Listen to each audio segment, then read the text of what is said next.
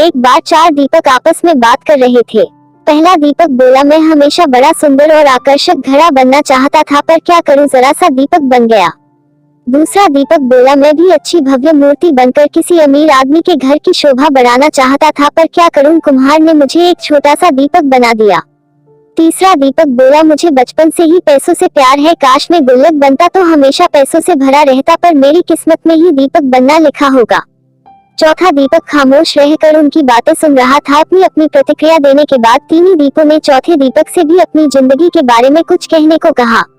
चौथे दीपक ने कहा, भाइयों, कुम्हार जब मुझे बना रहा था तो मैं बहुत खुश हो रहा था, क्योंकि वह मुझे बनाते वक्त प्रसन्न था। उसने जब मुझे बनाया तो मैं अपने जीवन के प्रति कृतज्ञ हो गया कि मैं एक बिखरी हुई मिट्टी से एक सुंदर दीपक बना गया जो अंधेरे को दूर करने का साहस रखता है।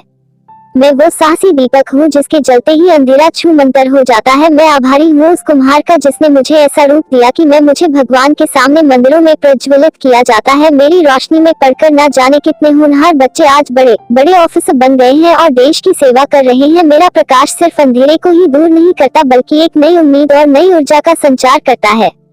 चौथे दीपक की बातें सुनकर अन्य तीनों दीपों को भी अपने जीवन का महत्व समझ में आ गया।